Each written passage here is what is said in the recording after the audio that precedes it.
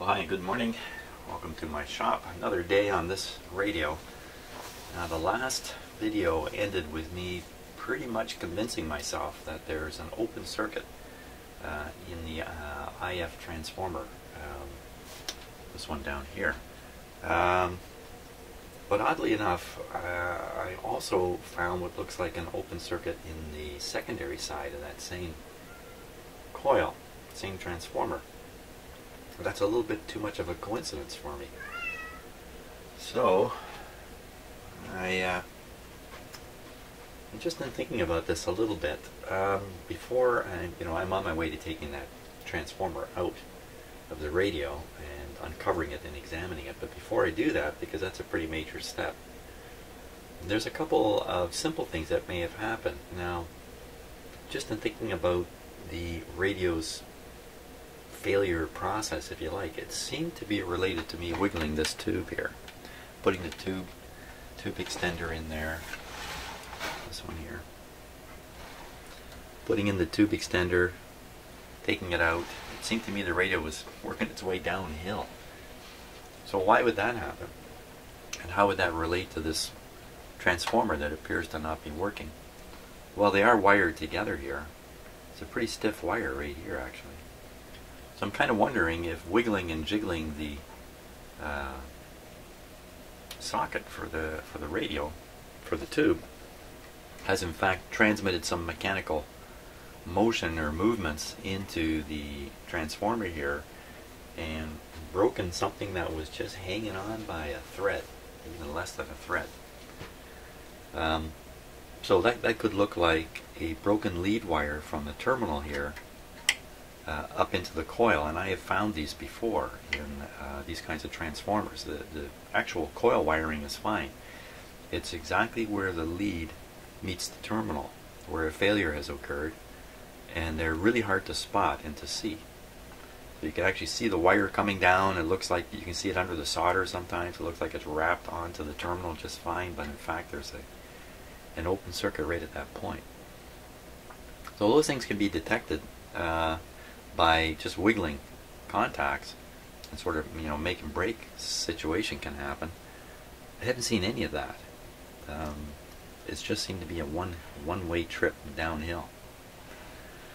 So a bit of a mystery here, but I think it would be smart for me to make a few more measurements in here and fool around a bit more, examine it a bit more before I go through the effort of removing it.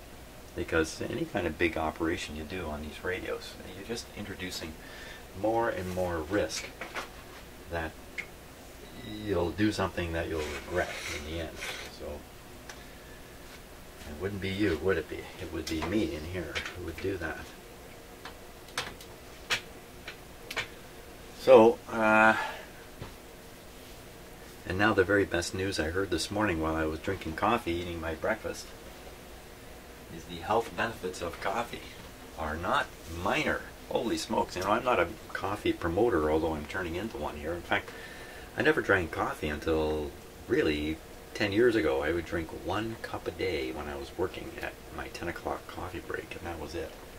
And it wasn't a cup this big either. But apparently a couple of good cups of coffee in the morning, very beneficial on quite a few levels, after some very long studies have been done. So I'm not sure it helps with radio repair much, but helps with many other things. It's one of the most powerful antioxidants, if you're into that. I'm not into all that stuff. But apparently coffee, oddly enough, the black water is actually full of antioxidant chemicals. So, okay, what to do here? First, there's another possibility, too, that I thought of while I was wandering around my house yesterday after leaving my shop. And that is that this schematic is really for a different radio. It's really for a KL-70, a KL-76, which is the same, by the way, as the RCA-25 or RCA-A38. Nowhere does it ever say KL-60 or KL-96. Never found such a schematic yet. But is it just possible? No, it's really not likely at all. what I'm going to say here is not likely, but it could just be the lettering here around the transformer coil terminals is incorrect. And that in fact C does not connect to H through the coil. And that would explain why when I tried G to whatever that is, G to whatever, could be a B.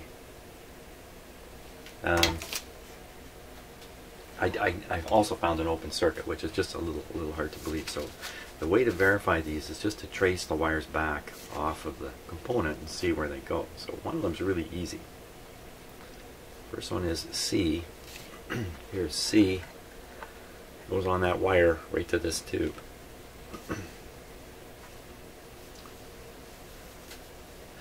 Goes on a wire straight to a tube. Here's another one going the other way. But it's going to the wrong tube. So this tube is here. This tube is here, and between them is the transformer here. I know you're not going to be able to see this on the schematic. I'm just, just ballparking it roughly where it is in the radio. So, no question, C goes back to this tube. G. So, this is HG. G goes on to this tube, just like it shows here. Now, what about H? It's going to get a little more difficult. H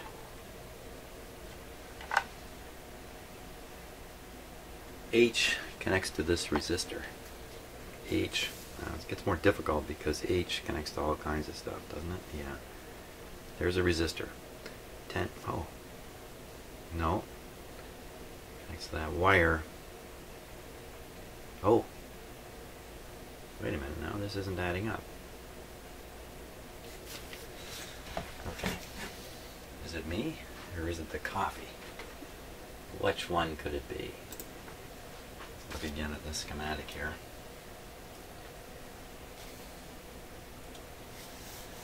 Okay, so here's the transformer. There's the G and the B. Well, it could be a B, could be something else there. It connects to a 22K resistor. The far side of which is called E, but as I realized later, this doesn't make sense either. Because that E really suggests that this resistor is inside there, doesn't it? Doesn't it? Why else would they put an E there? B to E, 22. So there's a 22. Just put a little more light in here. So there's a 22. Okay. Pin A is on the right side there with nothing connected to it. You can kind of see the A. B. C. So that resistor is connecting to C. That resistor looks really wacko, doesn't it? Looks wacko in the camera. Might just be lighting or something. The other end of it looks really weird too.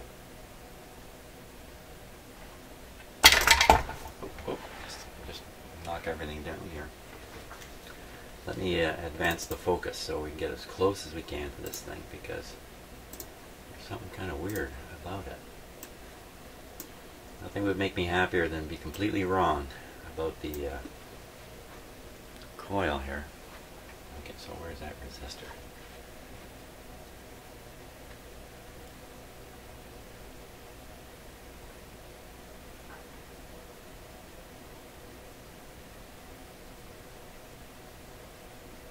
What's going on with it?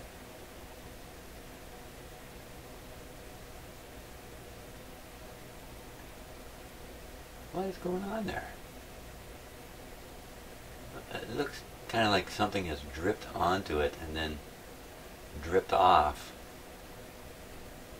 Does it come from here? Well, this radio, no, things don't drip in that direction. Things drip, you know, you gotta think about this. We're looking straight up into the radio. Things would drip downwards at the camera, not, well, that resistor looks like it's taking a heck of a beating.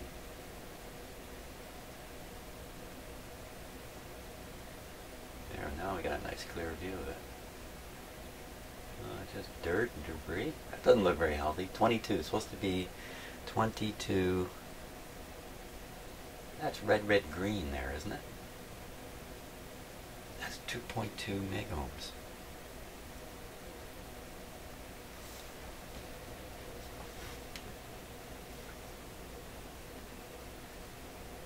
Okay, so there's a 22K there below the E. So maybe that is internal, because down here is a 20, there's R5 there. That's got to be what I'm looking at. R5, 2.2 megohms.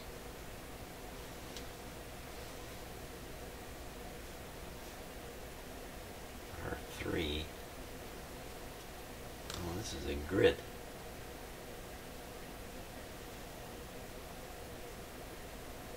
Goes through R1. Oh, over here. It attaches to a grid. That's why it's colored in orange. I'd done that earlier.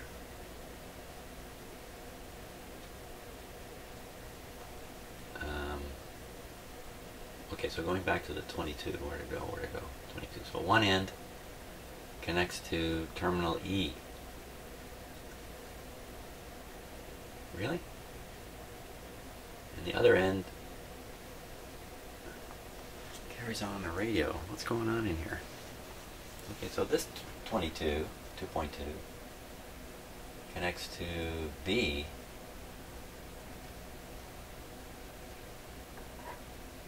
And B, C, D, E. It connects to E. B and E. B and E. And E connects to a shielded cable.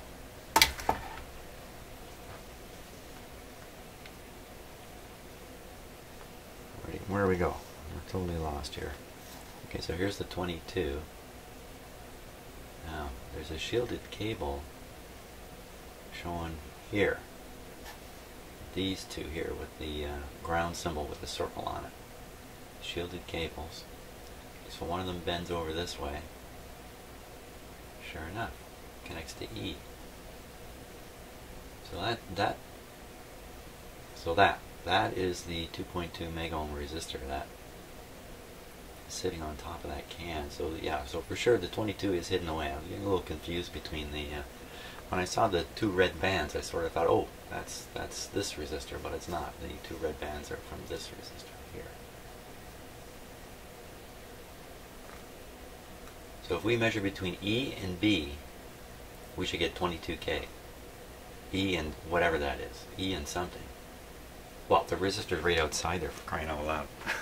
I don't need to wonder where it is. It's sitting right there. Right where? I can't see a thing here, Jim.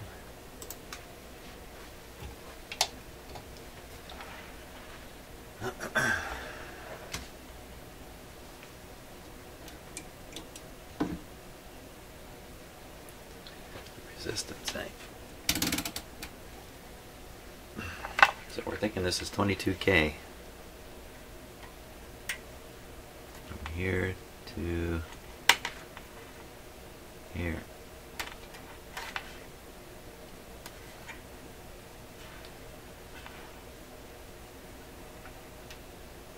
Ah.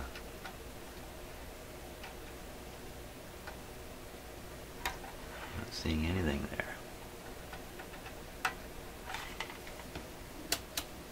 Okay, that's a 20 meg scale now. Let's see if it shows up there.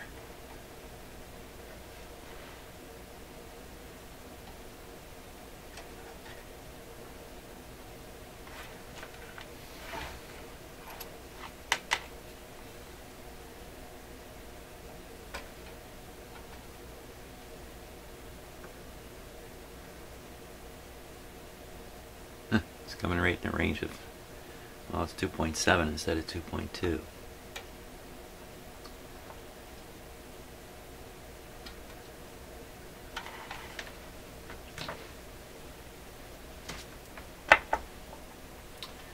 2.7 is not that big a deal.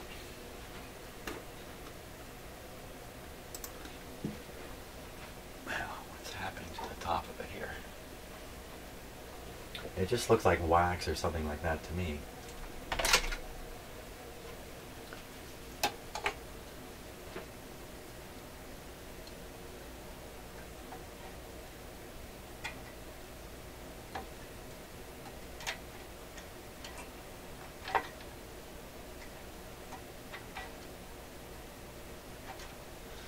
It's got the red color in it.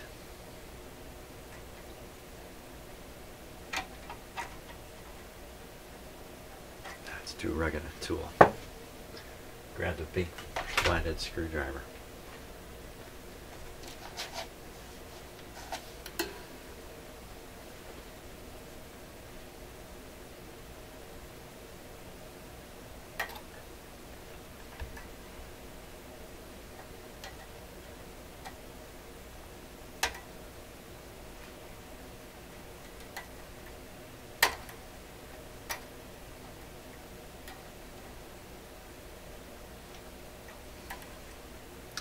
I want to make sure this isn't something that's conductive or it's really fused onto that other terminal. There we go.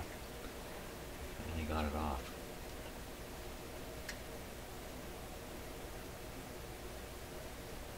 Doesn't look like it was anything of significance. It's that little piece there. I don't know. It's just another nothing. You wouldn't even see it with your own eyes.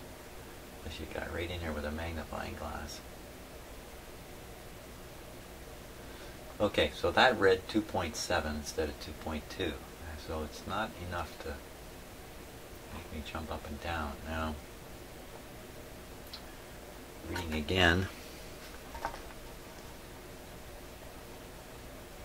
Just pull this back enough that we can see the whole thing.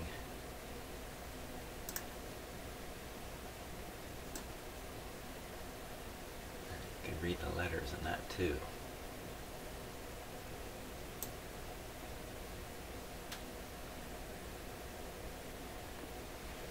It's a pretty near short near that 8 pin, isn't there? Try to get underneath the resistor to see it.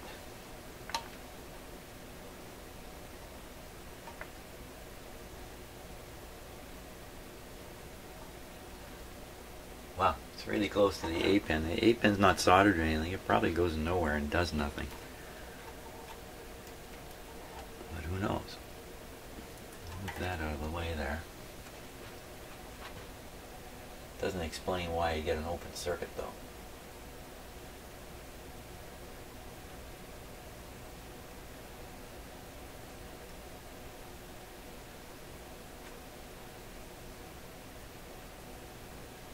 Don't see anything funny going on here.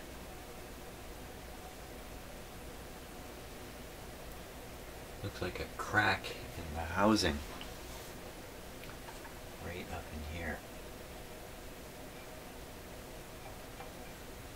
That would account for nothing much either. Now let's check the secondary. Somehow I convinced myself the secondary was open also. And that's between B and G. B and G. Okay. Keep your eye on the B and the G. We're supposed to see something really tiny here, like 5 ohms. So that's the G. This is the B.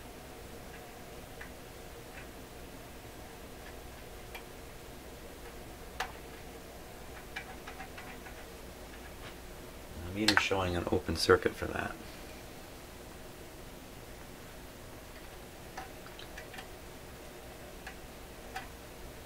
And the B is the one with the resistor connected to it. So I am currently definitely reading. So what I'm going to do is I'm just going to go around the clock here and check all these connections in case, just in case, somehow this is wired differently. just getting a zero on, like open circuit on everything.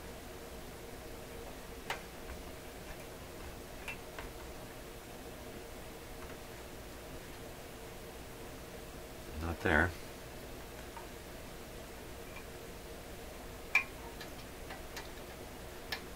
Showed open on everything. I'll do the same thing with one and the other with this terminal here. Now, you know, we got no voltage through this also. I mean, that's a really strong indication. No plate voltage through the primary coil. That's a really strong indication of a failed coil.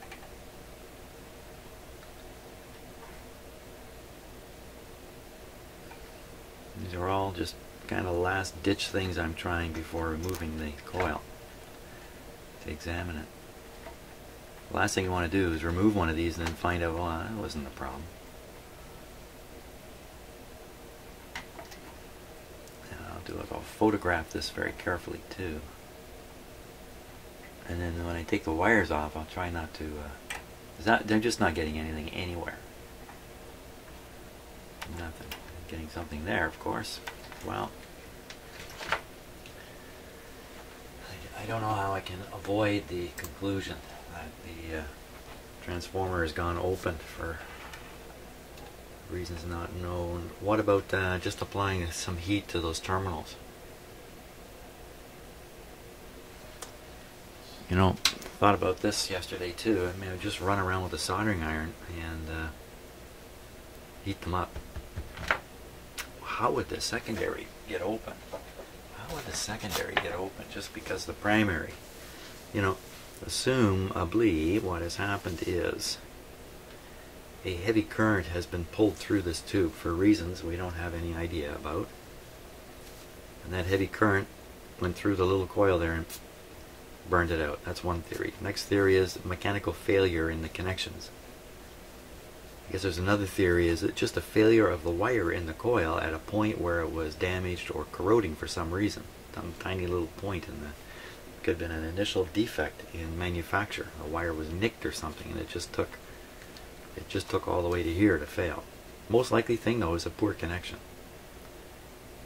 On the secondary side, it's really hard to explain how you would burn out a secondary coil here. There's just, you know, this is going over to a grid. There's just no propensity for current to flow through here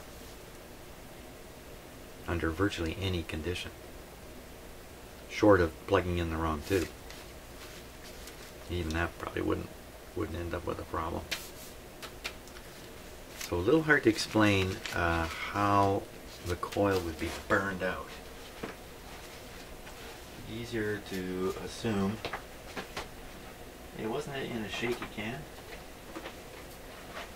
Wasn't the can loose? Part of the problem is I tightened up the can. When I tightened up the can, what could have happened when I tightened up the can? Now I was ramming a tool into there. Let's take a closer look on that basis. That's something else I wanted to check up on. I was blindly shoving a tool up on that bolt there to tighten it on that nut.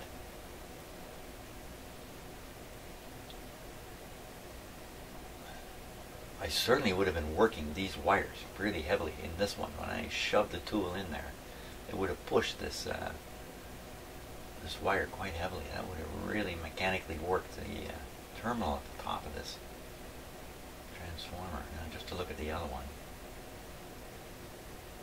Still looks a little loose there. You can actually see the skid marks on the chassis. You see that wire there was interfering, ground wire. I must have shoved that aside with the tool, kind of rudely. Same sort of thing up here, almost exactly the same arrangement, isn't it, of wires. And I would have jammed it in there, pushed all that stuff aside. Did I tighten that one? It looks like I didn't even tighten that one. Well, that may be part of the answer too, but the problems were showing up before I tightened this can up. But it would have made it worse, wouldn't it? See, what are the chances that the solder joint there has just gone bad? I don't know, let's find out. We'll now just play your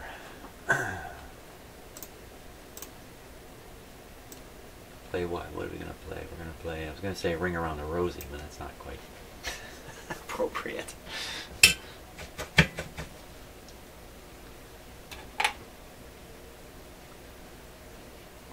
Okay, I think I'll take a little bit of solder here too. Now, what hope do I have that this is going to fix something? Not an awful lot.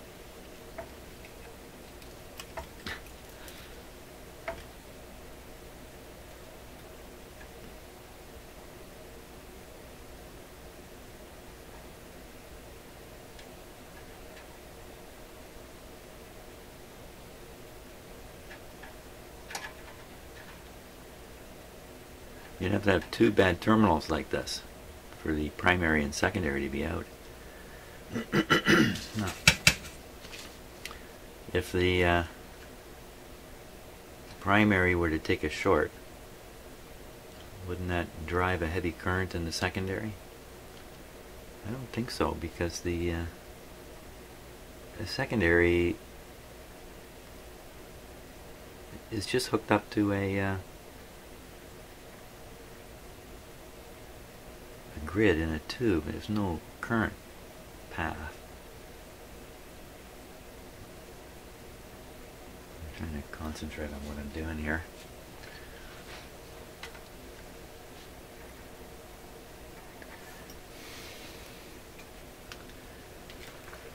Got the light coming from behind my hand. That's not good.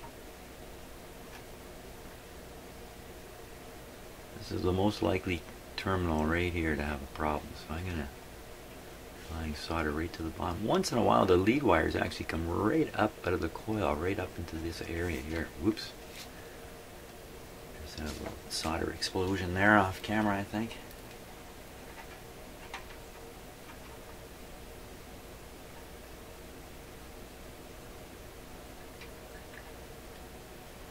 I'm sure I've been in situations where I've done a lot of work to remove a component and then find out, ooh, there's nothing wrong here. I don't want to do that in this case.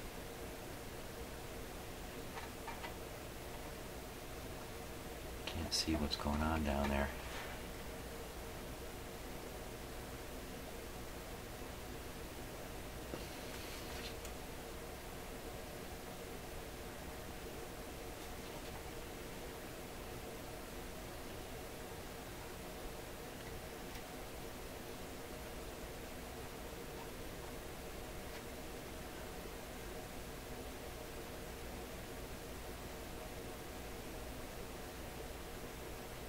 I can't remember where I started this process, doggone it.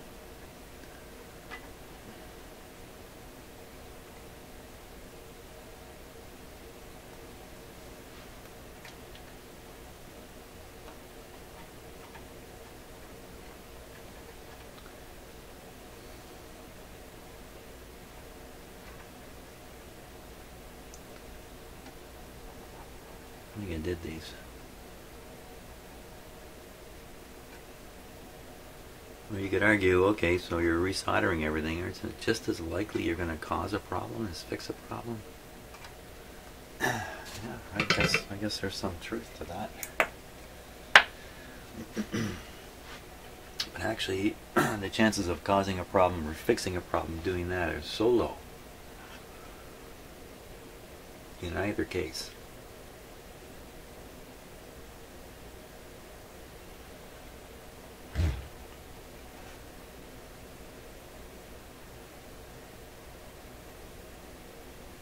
Okay, I'm just staring at it there in silence. Sometimes I forget I got a video rolling here. Okay, well, you know what, the ohmmeter is going to be a valid test again. Just to make sure I'm not moving up here. C to H. Just like an airplane pilot has to read the checklist off a piece of paper. Can't do it off his head. So H.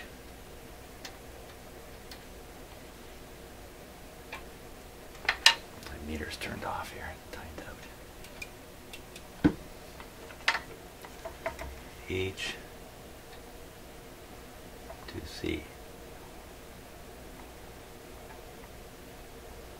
No luck.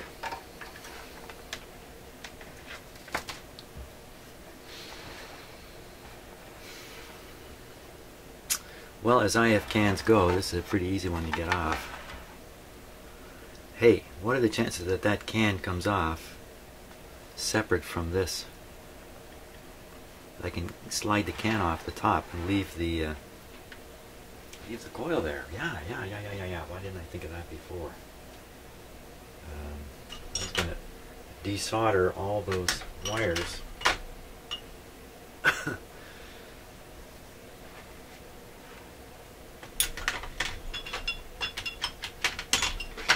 think this is the one here.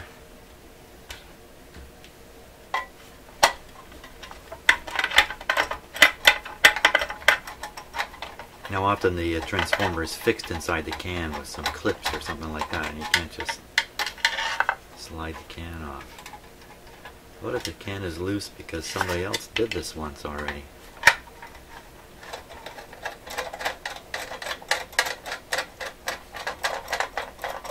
Yeah, it looks like the whole thing is.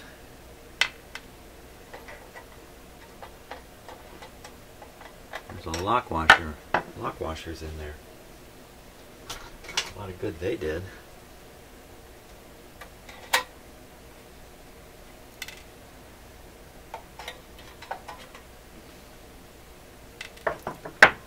Now,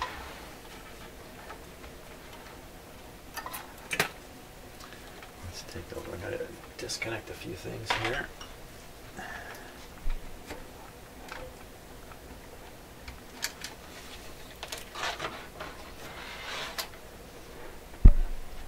Mr. Beamoscope out of the way.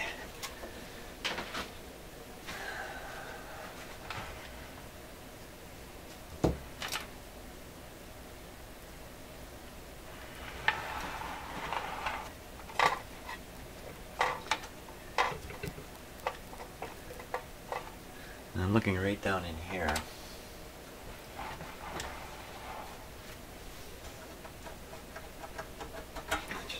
Speaker too. There we go. I'm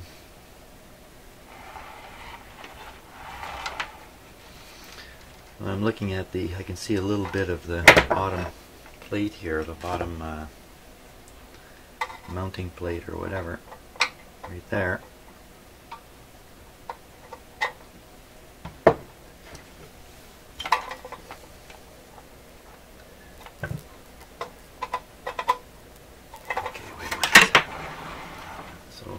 There's a locking spring here. This kind of puts a little tension on the top, which I want to get out of there because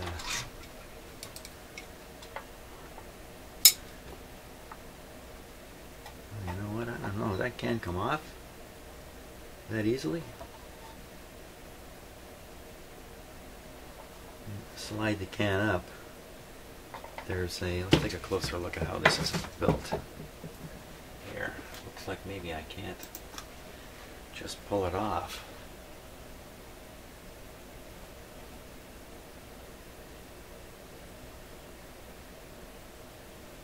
Huh. So this ring that this kind of threads through, it's not gonna allow me to pull the can up. Hey, how do you get these apart? Surely I don't have to screw this all the way down and have it fall out the bottom.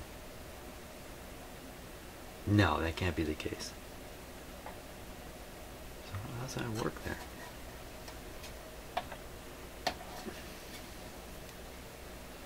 I have to remove this clip, get this to come up a bit, and then unscrew that all the way out. That little collar piece in there. I guess. I haven't taken too many of these completely apart, you know. I've seen 1,000 of them, but okay, now I gotta take a couple photos. And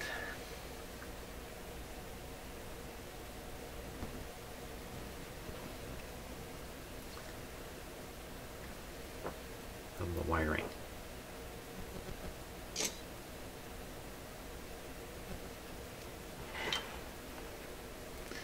All these wires, they really are, they're hardly going to move when I take this apart. And they stay right in the right position, and they can only reach one, maybe two terminals. It's really pretty easy to sort out what goes where. Now I get all these wires off. Yikes. I think this is going to be an ugly affair. Oh, you were watching the close-up camera all that time, too. Phooey.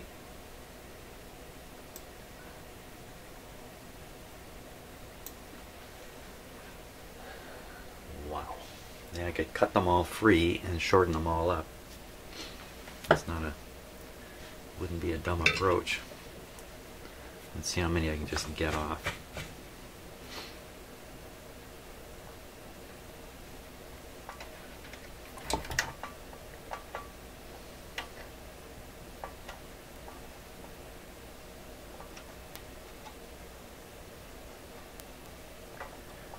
It's going to take quite a while here. I think I'm going to do this off camera.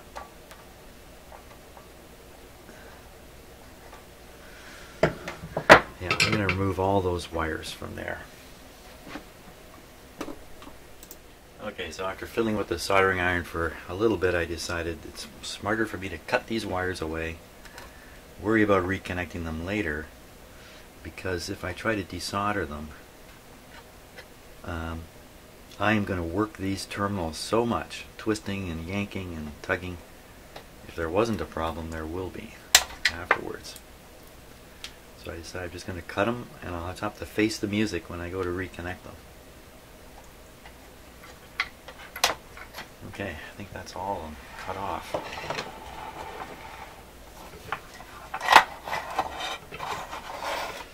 There it is.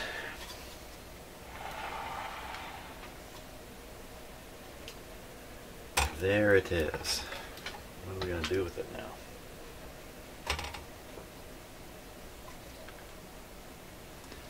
Figure out this top part.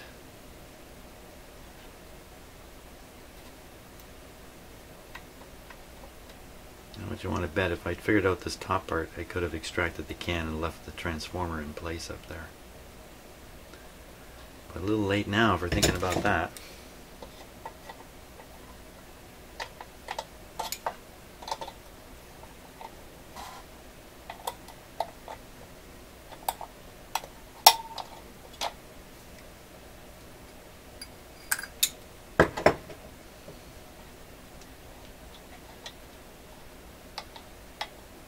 Nothing loose about that. Just push the whole thing out. Oh, it's not going that way. It's got to come this way. Oh my gosh, how do they do that?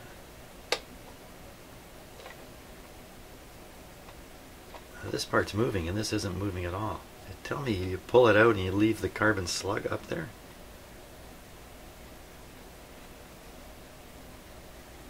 Really? Ooh, don't like it. Feels like something's pulling back.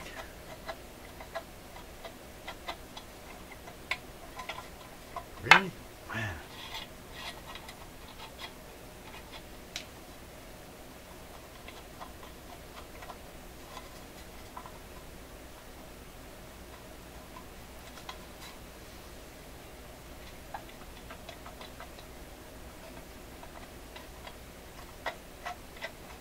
Okay, some of you are already yelling at me, I'm sure. Don't do that. You can't do that. We're going to screw this all the way down through, but that just doesn't make sense. Trying to put it back together, there's no way to get at it to screw it back up in. I put this down further. Does this thing slip out further? Not really. Something else is catching it.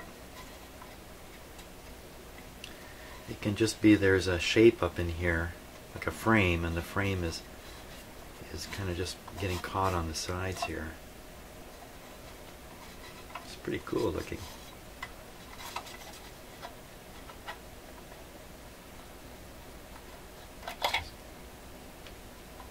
Oh yeah, wow. Okay, that's good. Okay, all 4 wires are ripped off at this point. Oh, jeez.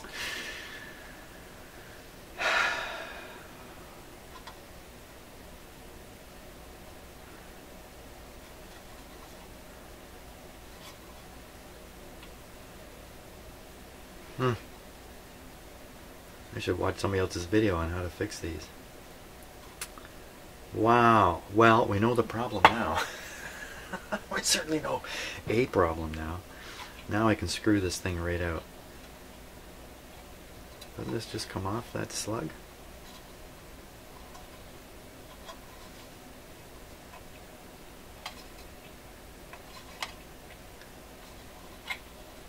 Oh my gosh, you know what? You know what it was, I think? Okay, so I was turning this and reaching its limit when I was loosening them up.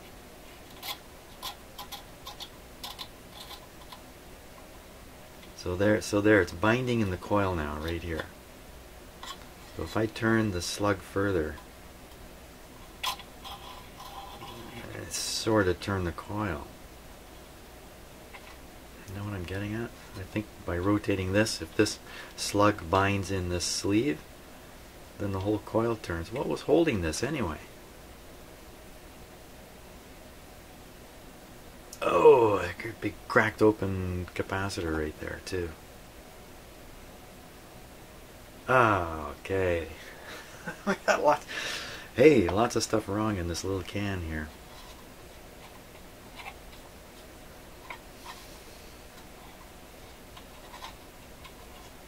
Okay, so the little collar is rotating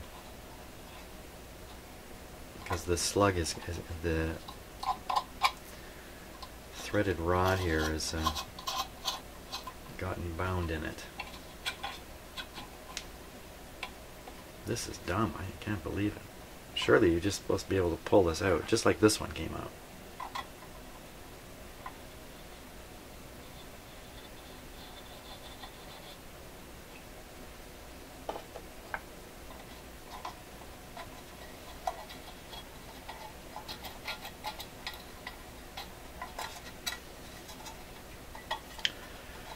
So I'm fairly reassured at this point the coils themselves are fine. Won't be fine for long at this rate though.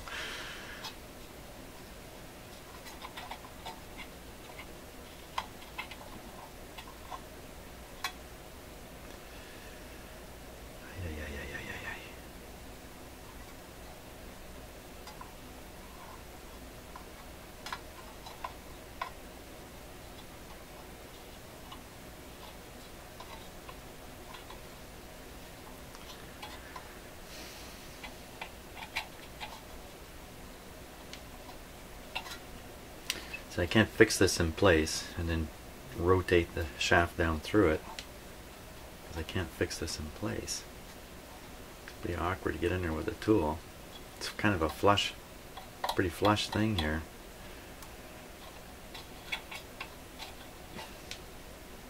And this doesn't seem, this seems to meet a lot of resistance right in it.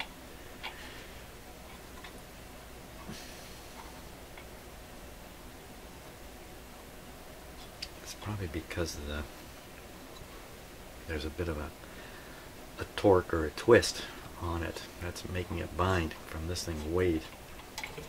This thing's weight.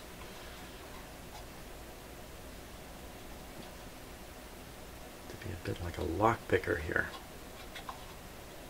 Now, still rotating the sleeve.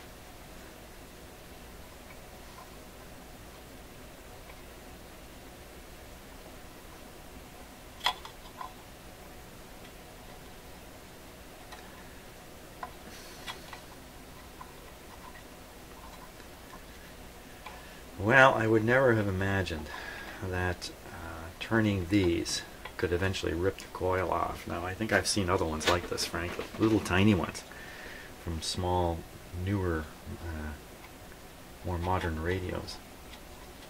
I'm just getting nowhere here. I just don't think I can get a grip on it with any kind of tool.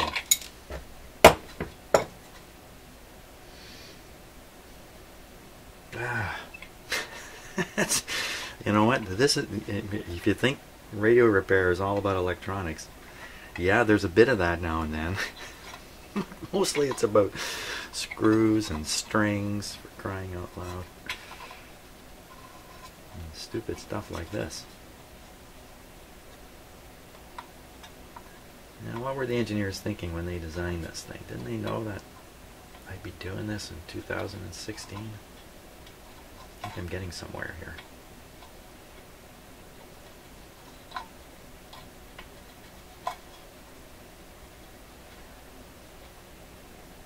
Okay, I'm going to make you watch this.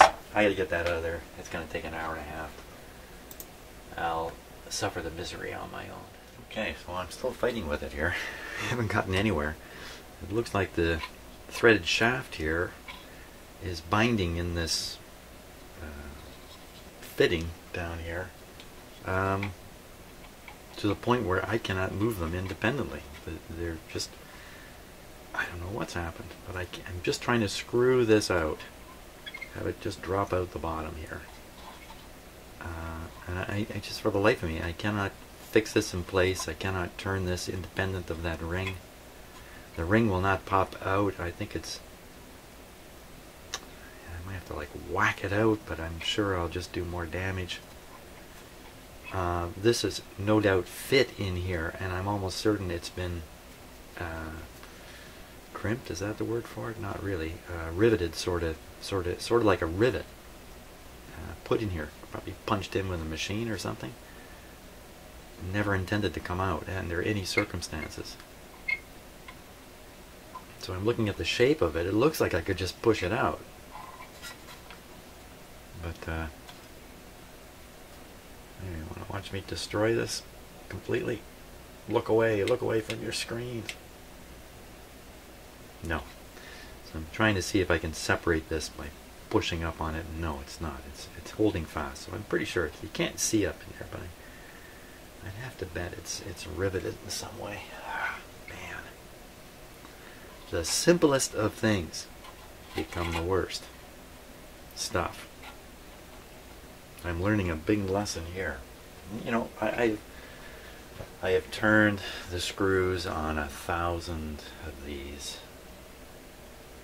I don't think I've ever had one actually do what this one has done. And you know what? I still can't see how this coil is actually fixed. Oh man. Yeah, the coil is fixed to this collar up here.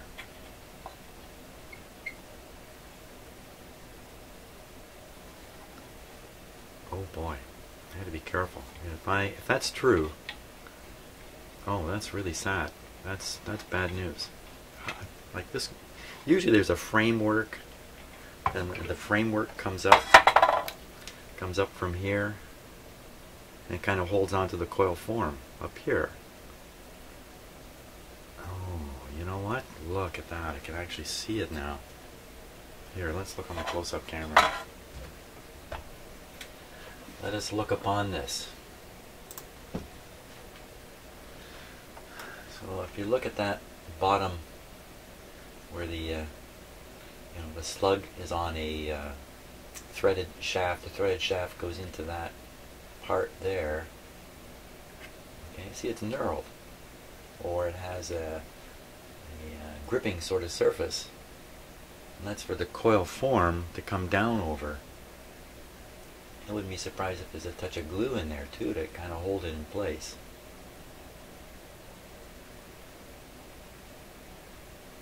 So assuming the other end is done exactly the same way, there's that 22 resistor. If the other one is done the same way, why can't I just pull the coil form, but you see if I pull off the coil form, I already have a problem. So the coil form is never supposed to rotate. So if it were fixed tight to this base here, it would never rotate. As long as the base didn't rotate. You see? And if it's fixed tight to this collar, it won't rotate as long as the collar doesn't rotate. But the collar does rotate. Then if the form was down on here, that lower part never rotated. I guess it just, either the form was already pulled up off of that, and I don't know how you pull it up, because you have to, I don't know, how do you pull it up? Or if the upper slug, this is a lower slug we're looking at, the upper slug was binding in the tube there, then it must have just defeated the grip power of that fitting at the bottom, and it must have just been rotating over it. From there, as I rotated the control on the top here, I would have been spinning this coil around inside and raising and lowering it.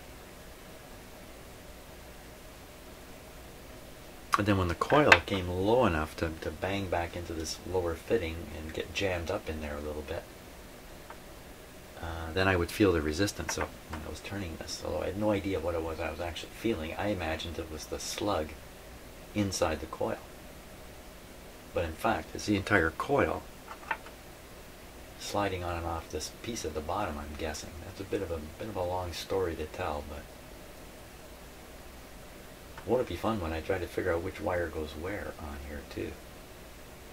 That might be a toughie.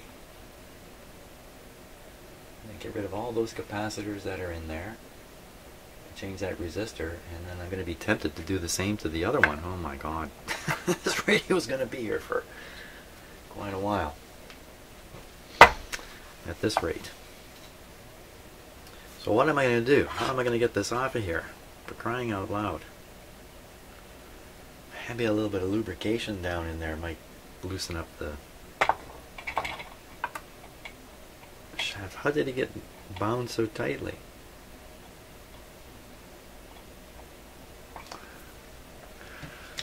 All good questions.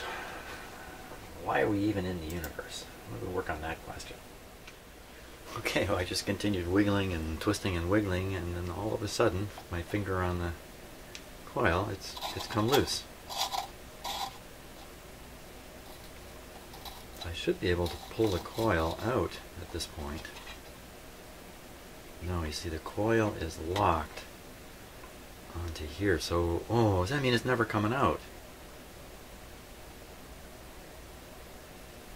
Come on, it has to come out.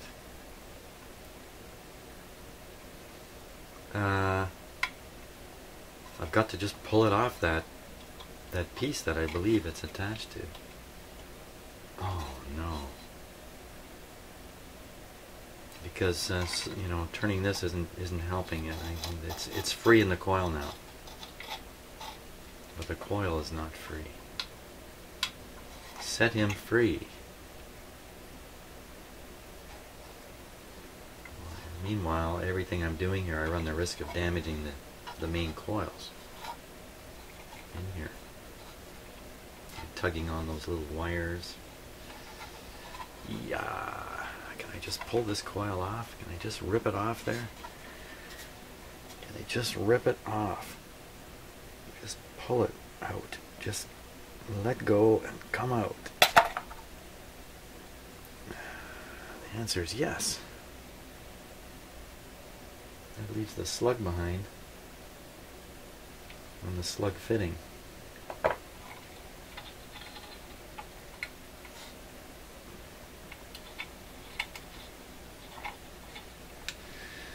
Well, now wait a minute, don't be stupid now. Okay, I guess I'm going to forget which way this coil goes, up and down, but the direction of the wires tells me. I have to take a look at this under, it looks like bad corrosion in there, but we'll see. Pretty rugged, this is pretty rugged. I think I still stand a really good chance of fixing this. there's a chance. There's a chance. There's definitely a chance here. Yeah, let's put the close-up camera on all this stuff now. See what we can see. Okay, I'll start with the base here. Let me put on my big screen TV so I can enjoy the big view here.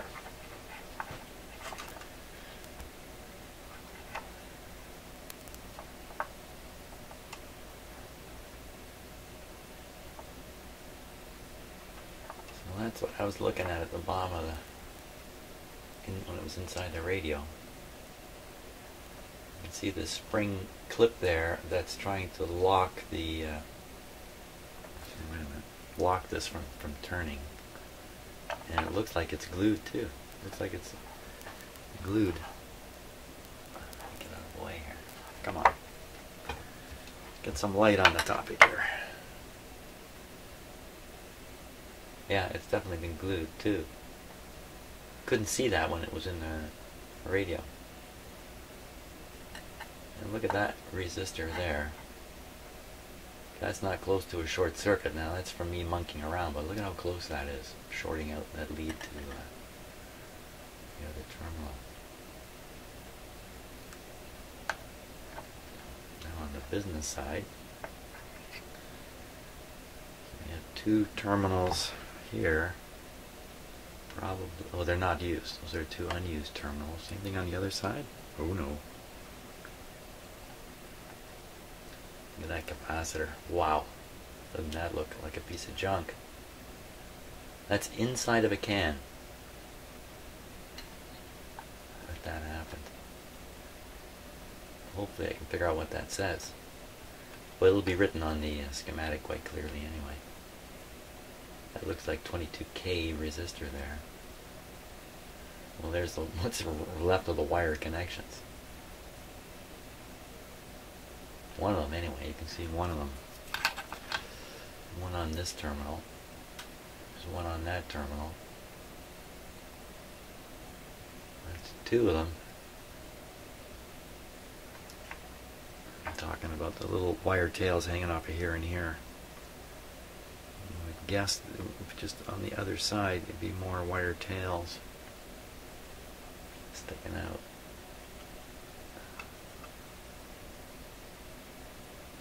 Don't really see. Yeah, there's one. Right, I see one right in here.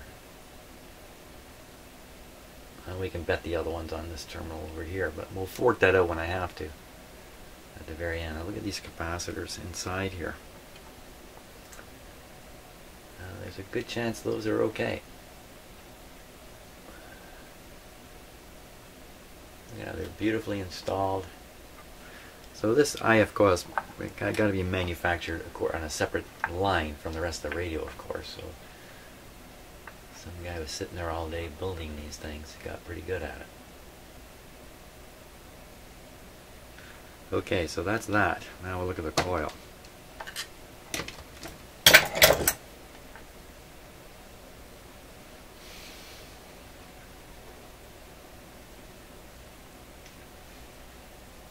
Now the green color doesn't come across on the camera at all. It looks white on the camera. I don't think it's corrosion. What's there? Green is a bad thing to see in a radio. Green is copper oxide or copper sulfate, some kind of copper salt, and it's green. So anytime you see green, you think, oh, copper corroding.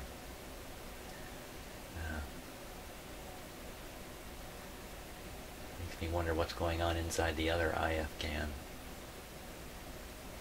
which I mishandled exactly the same as this one. I was spinning those adjustments on the top back and forth, imagining I'm just loosening up the slug in the coil.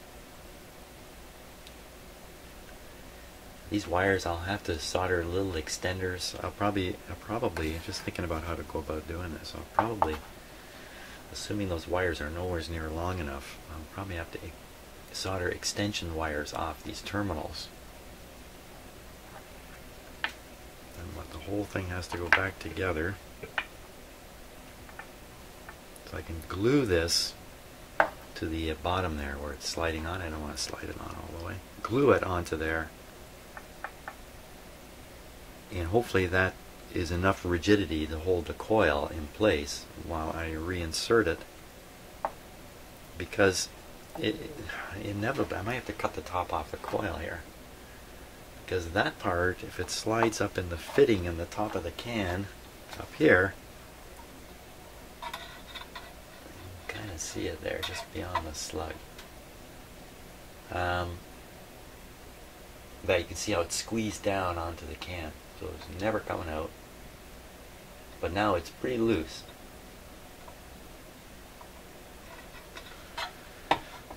But I don't want this going up into there, because into this fitting on the top of the can. Where are you here?